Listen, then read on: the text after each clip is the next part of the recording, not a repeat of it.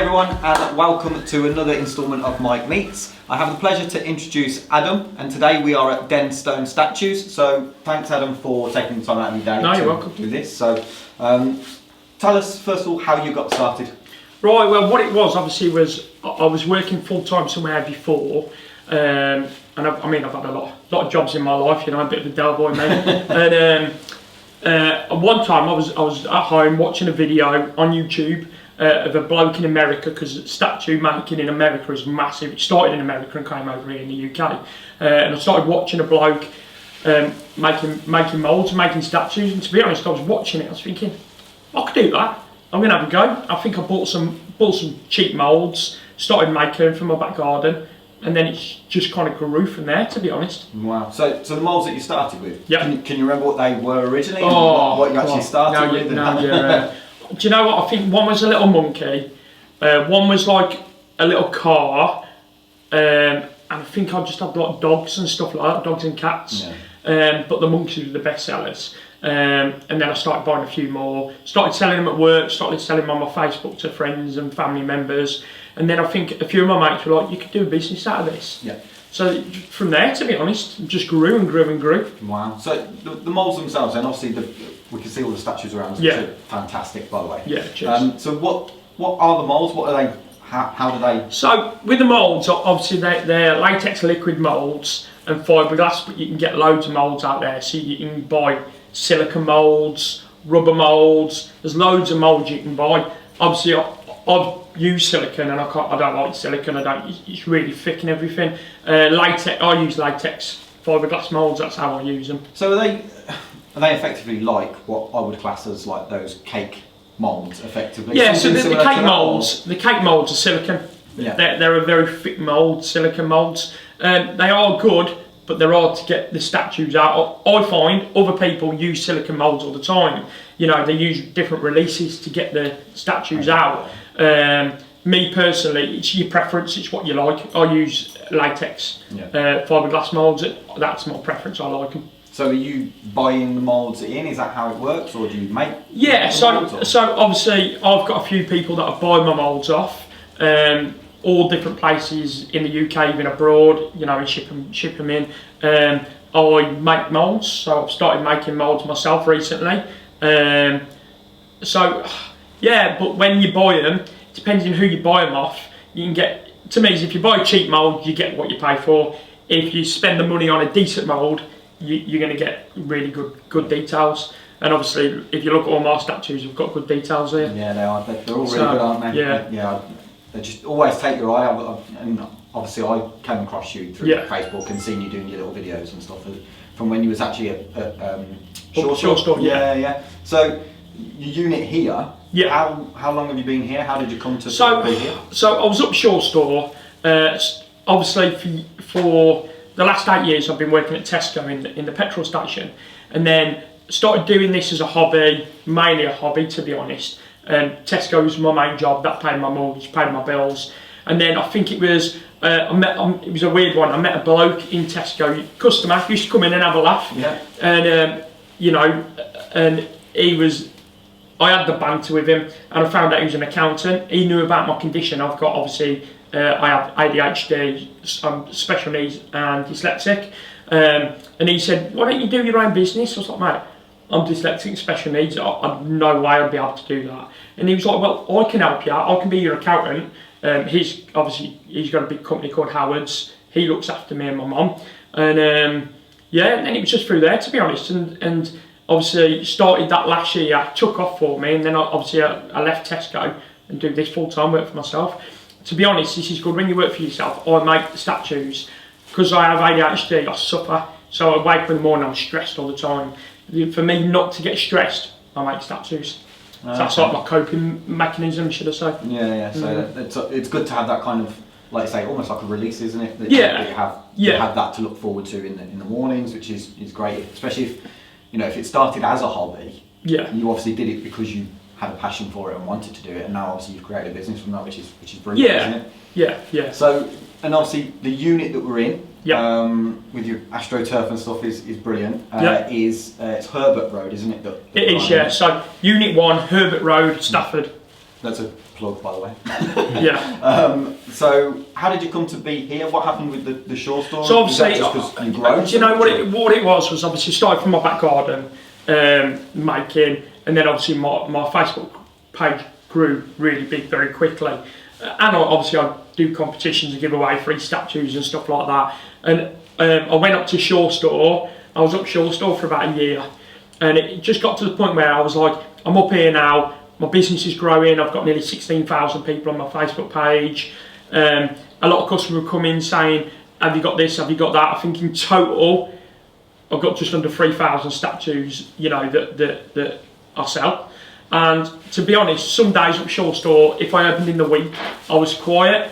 And I thought, I'd like to have somewhere that I can make my statues. So if I'm quiet, I can make them. You know, and up Shaw store, sometimes I was just sitting there, and like some days in the week I might have one person, it was sitting there, it was outside so it was cold. I think I put on Facebook, has anywhere got a shop? And this is how I come across. I met the landlady and the landlord here, very supportive, and they offered me this shop. And the great thing is about this shop, as you've seen, I've got a customer toilet, I've got my own bathroom, I've got a kitchen, so I can make people brew coffee, bit of toast, you know, or you can eat my chocolate. I've got loads of chocolate down here, and yeah, and then obviously I've got an office, which is great. I've got another little room out the back, and I've got another room that I can make all my statues. So normally obviously closed on a Monday, but on a Tuesday, Wednesday, Thursday I make statues. So I'm in my room making them, all the windows are open, so if somebody comes in I can see them coming in here. And then they come in my shop and I'll come out and see them. So, but it's good that customers like to come in here and see the fact that I make them. Yeah. You know, and that's what it's all about. Yeah, and that's it, isn't it? It's obviously because you can buy similar things from like garden centres and stuff. Yeah. But I think it's you that sort of sells them and the way that you are with people. Yeah, so I mean, I'm quite good with customer service. I come from a customer service background.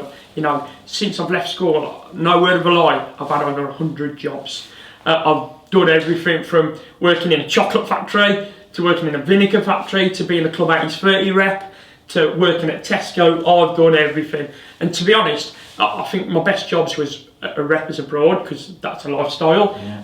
And then my own business is, you know, and I'm very much sales, not so much sales, but I'm very customer focused. Yeah. So I like to make friends with my customers, have a chat to them, find out information about them, what they're like. And I listen to my customers too. You know, I've had customers say over the years, can you get this? Can you do that statue? And I've done that. You know, I've listened to what customers want, and I try and buy the mould of what customers want and make the statue for them. So, brilliant. Yeah. So, and my customers aren't my customers; they're my friends. Exactly, and that's what I was going to say. So yeah. A lot of it's your personality, which sort of shines through. You know, from the first time that we sort of met each other. Yeah. So, you're talking to your customers. Obviously, I know you say that they're friends and this, that, and the other. Do you have a core type of customer? Because obviously, statues, and we had this conversation a little bit earlier actually. Yeah. Back in the day when we were a little bit younger. Yeah. Many moons ago, mate. Yeah. Your statues used to be your garden gnomes. Yeah. And it used to be your Auntie G. We used to play knock and run and go around and nick them. Yep, that's it. That's the one. Yeah.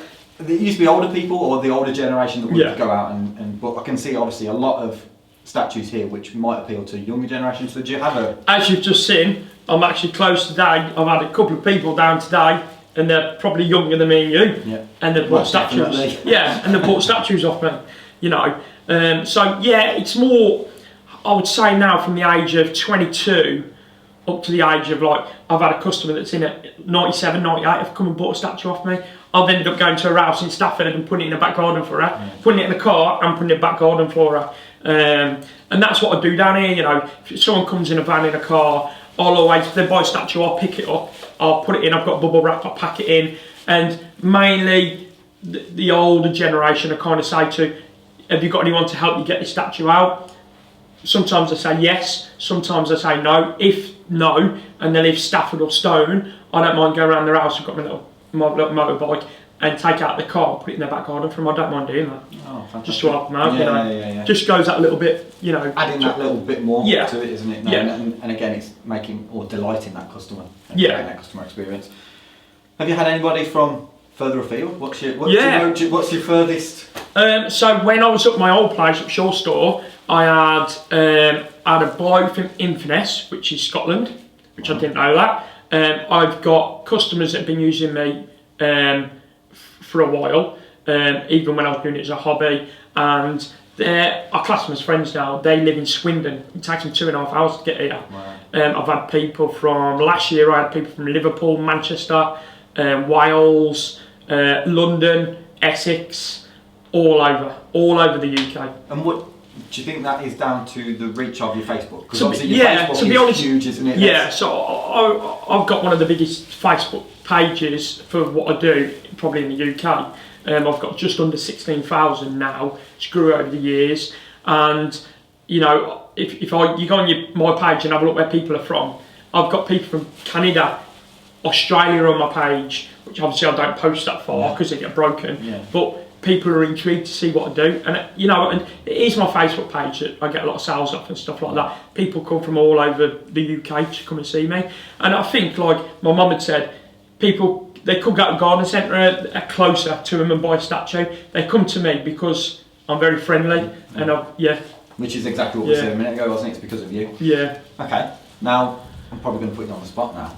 What is your favourite, or would you say have you got a top 5 statues of sort of what you sell, or top seller? Do you know what I like making? I like making a lot of my plaques, what I call my £5 shelf here.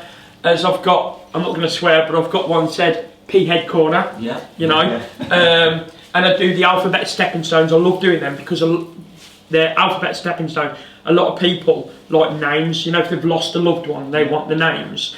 And another one I make and I sell a lot of are my memorial plaques. Unfortunately, we've all lost a loved one in our life, whether it's friend, family member.